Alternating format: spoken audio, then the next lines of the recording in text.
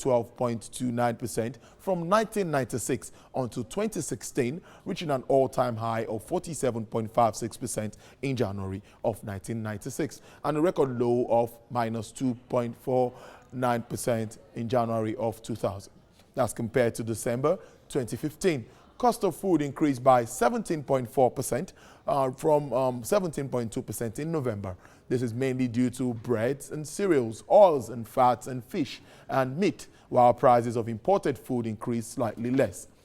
Additional upward pressure came from housing and utilities, clothing and footwear, furnishing and household equipment and transport. Well, it's on that note I have joining me with me to put this into perspective. I have with me Andrew Nevin, who is the chief economist from the PricewaterhouseCoopers, to put insight into this. Thank you for joining us on the show. I'm very happy to be here. Thank you. Yeah, let's start this way. You've seen the figures. I've reeled most of them out. And at the moment, we stand at 18.55% with all of this. What do you think is responsible for this upward trend? Well, I think that we all understand what's going on with the exchange rate and the pressures on the exchange rate. So we didn't diversify the economy, and oil prices high. Oil price collapsed. Our production volumes went down. So we didn't have enough foreign exchange. And of course, every product that we produce here has some foreign content and some local content. So as that moves through the system, it just keeps driving the inflation up and up and up. And of course, if the exchange rate continues to deteriorate, then we're going to see these numbers that could possibly continue to accelerate the inflation numbers.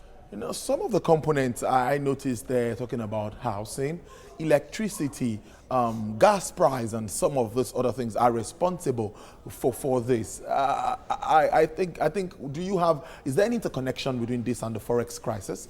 Yes, because, I mean, even things that we produce locally, everything's got some content that they're importing. So, for example, when you in the gas business, you have the generators, gas generators, turbines. All of that equipment has to be imported. So we have our own gas here, but to make the gas valuable to us, we need some imported content. So what's happening now is that all players in the economic system are rebalancing. They want to use more local content and less foreign content, but they still need some foreign content. And as the exchange rate deteriorates, that's what's driving up their prices. So getting the exchange rate under control is a big step to be able to tame the inflation. Talking about diversification, which you mentioned in the first submission, now government is doing all in its power to try to reactivate our agricultural sector, at least to make agriculture now become a business. That is what I think the government is looking at. But we still have some challenges, infrastructure and all of that. What do you make of government's efforts so far? Are we actually in a step in the right direction? Well, I think there's been a big change over the last 12 to 18 months. I mean, I think 2-3 years ago people said diversification, but they didn't really believe it or take any actions. I think 2016 has scared us all enough to realize in Nigeria that we have to do this for real. So I think everyone is now genuinely committed to diversification. And I know from our business, we see lots of entrepreneurs that want to do things. I think what the government needs to do at this point is just make it easier to do business, easier for Nigerians, easier for foreigners to come and do these things. And we continue to rank very low in the ease of doing business. So, we're 169th. Number hasn't improved in the last couple of years. It needs to start improving. And it's not like the business community, it doesn't need to see it go from 169 to 50. It just needs to see some steady improvements. And if we see that, then I think you'll see a lot more investment. And the investment coming in is going to help to solve this problem. Investment coming in really becomes very important at this time. Analysts have also argued that, and even from reports we have, that the government needs to deep in reforms, economic policies that will really address some of those challenges. There's not been a synergy between the monetary side and the fiscal side. This has been purely identified. I don't know what you make of this. Well, I think that, one big advantage that Nigeria has is it doesn't have much debt. Very low debt to GDP. So in fact, we can borrow, have some fiscal expansion, put some money in the economy, Obviously, this is a bit controversial right now with the Senate, between the Senate and the presidency. But the reality is, if we borrow and we do useful things with that money, we'll be very far ahead. The danger, of course, is if we borrow and we don't use the money wisely, or we waste the money, or the money's diverted, we're going to be in a worse position. But if we could take that money and build some roads, take that money and solve the issues in the power sector, improve security, those things will make it easier to do business. And in that case, I don't think, I mean, you said before the lowest inflation here was actually negative. That meant prices were going down. We all understand it's a very high cost place to do business because of security, because of infrastructure, because you have to get your own diesel generator, et cetera. If we could address some of those issues, I think you'll see prices come down again. So instead of having 18.55% inflation, I could see it coming down in a good scenario where it's back to zero or negative inflation. Prices should be lower in Nigeria if we do the right things. Indeed, and there comes to my mind again issues of interest rates. When you talk about entrepreneurs coming in, well, I know the forex issue is very important. It's very big, which needs to be tackled. Floating the rate hasn't actually worked for us at the moment. I think this is part of the confidence we need to build. Some have argued that more confidence needs to be built with regards to foreign investors coming into the country, because if they are not sure safety of their funds, how they would also get their funds back into their countries with regards to the forex crisis, they might still be skeptical. They might just be sitting on the fence, even it's affecting the capital market as we speak. Well, I can tell you, I mean, it's not hypothetical. We see clients every day that are thinking about investing in Nigeria. And these are Nigerians as well as foreign companies, foreign entrepreneurs, that because of the exchange rate regime, they're not investing today. And we see it in the numbers. So the foreign direct investment, foreign portfolio investment in the stock market and Nigerian bonds, government bonds, has collapsed by about 75% since 2 years ago, because people, number of reasons, but one reason is because people don't quite understand the exchange rate. So what foreigners need and Nigerians need is not necessarily any particular exchange rate, but what they need is clarity. So they understand, because they understand they may be taking foreign exchange risk, but if I put my money out at X, at least I can get it out at Y. Now Y may be better or worse, but I'm prepared to take that risk. What I'm not prepared to do is put my money in an X and have the money trapped. That is just not going to work, and it's not working for us right now. It is not at all. When we look at the way it is, it's not really working. Now I go back to the foreign exchange market, which is something that we really need to look at. Lately, the Bureau de Change operators, that's the BDCs, are coming out to say they will peg the price at least where they will be selling the currencies and all of that. But I don't see that as even addressing the situation. Many say until we start to export in large quantity.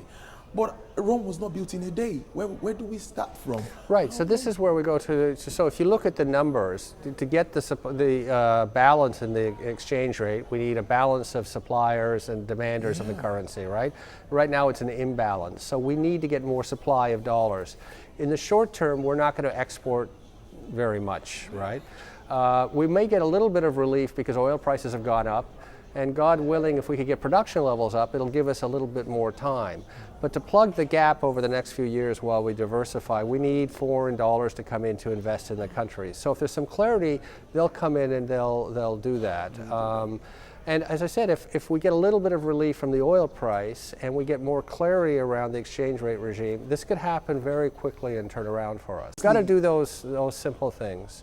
Two key issues here. Let's look at our budget too. Let's look at the performance of 2016, and now we're already projecting for 2017. A lot of expectations with regards to this budget, and just like you identified, the price of crude is coming back, and we hope we don't look away from diversification, because it's scary when lots of money start coming and will stabilize production. We could look out of diversification and go back to the oil receipts and spend money from oil.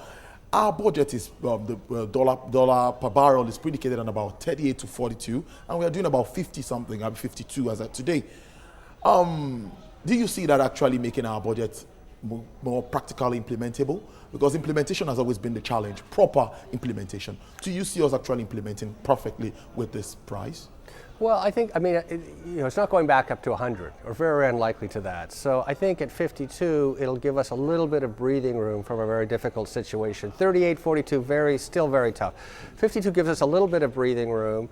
If the government can execute the projects, and part of that is execute the projects, and part of it is getting the money spent. I mean, what happened last year was that the government didn't spend enough money. It didn't get on to doing its projects, building the roads, investing in the infrastructure.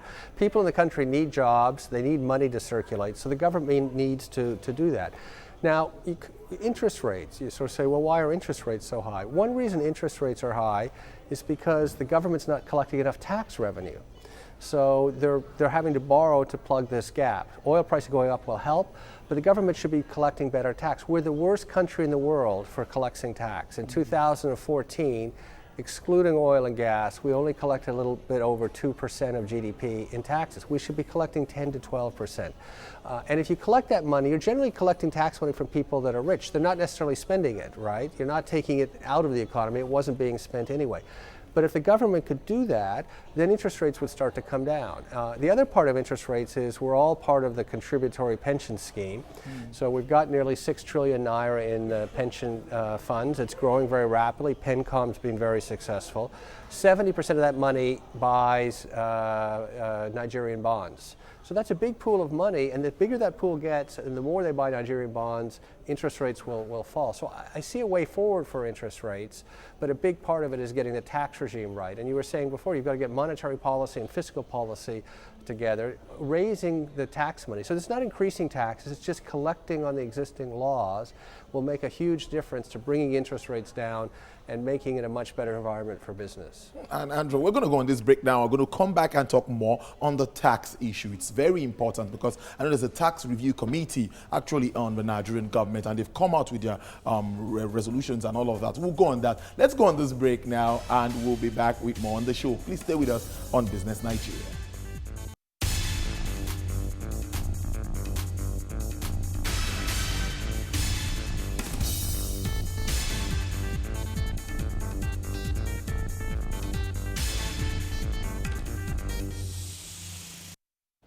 Thanks for staying tuned. You're watching Business Nigeria, and we're discussing issues surrounding the inflation rate, which currently stands at about 18.5%. And I have with me a chief economist from PricewaterhouseCoopers, PwC, Andrew Nevin, giving insight into this and issues relating components actually relating to this high inflation rate which we experience in the country. Now, Andrew, before we went on that break, you mentioned the issue of tax. It's been up, and everybody's been talking about tax review policies and all of that in Nigeria. But I see what Nigerians, or what the argument has been, is we want to see what government will do with the ones they've been collecting. If we see that, yes, we have basic amenities, we'll keep paying. Is that the way it's done in other climes? Well, I think there's always a social contract. So if you see services coming, you're going to be more willing to pay your taxes. In a situation sometimes in Nigeria where you're not getting any service and someone comes to collect a tax, that's going to make it more difficult. But as I said earlier, we have some room to borrow. So in fact, the government could do some things before it started to collect more tax and instill some confidence that people are getting value for money when they hand over their tax naira. Spending our way out of recession is another thing that many people have advocated. And even lately, I spoke to the Director General of the Budget Office in the country, and he said, yes, government is going to spend on developmental projects to get out of recession. What process? How do you think this will work?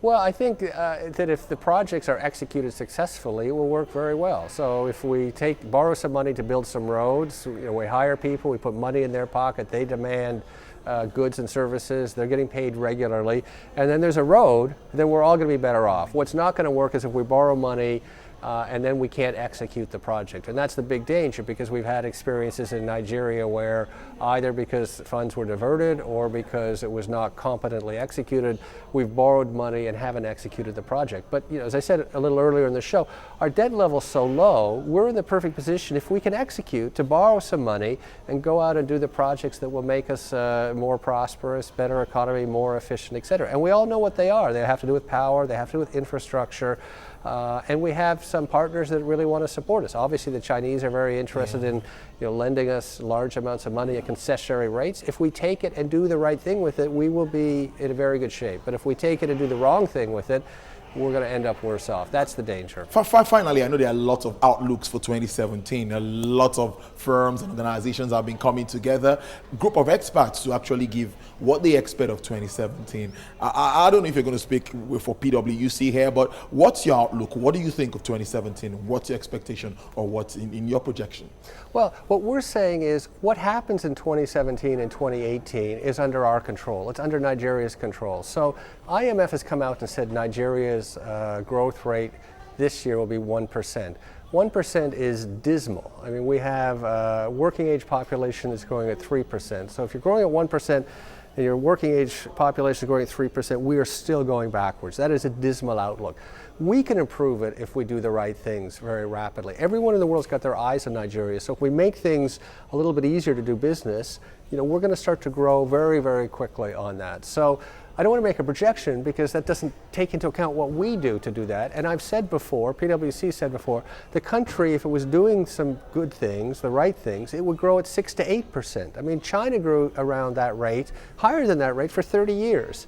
We're in a position to do the same thing. So what I'd like to say is if we do a few of the right things, we can grow 3-4% this year. Maybe we can get to 6 or 8% next year. But that's not the numbers that are in the official forecast from the IMF, World Bank, other economists, because we haven't given the confidence that we're going to do the right things yet. But the potential is there. Indeed, indeed. Ease of doing business seems to be very important here. Yes, and I think the thing about ease of doing business is it's at the federal level, but it's also at the individual state level. So state governors need to realize, and I think they've been shocked by 2016, they're not getting any oil allocation money, they can't pay their civil servants, they can't execute their projects. So I think they've realized they need to do things to attract investment. I think one very bright spot for Nigeria is the way Lagos is leading the way. So the governor of Lagos is doing some very good things in ease of doing business. He's put it right at the center of his strategy. And it's working. And I think that there are other governors that are starting to look to what Lagos is doing. And if enough governors and states adopt it, we can see a big push forward. And every state has to figure out what it's going to do. Is it going to do solid minerals? Is it going to do agriculture? Is it going to produce power for manufacturing, textiles? I mean, each state's got to have a little bit different strategy.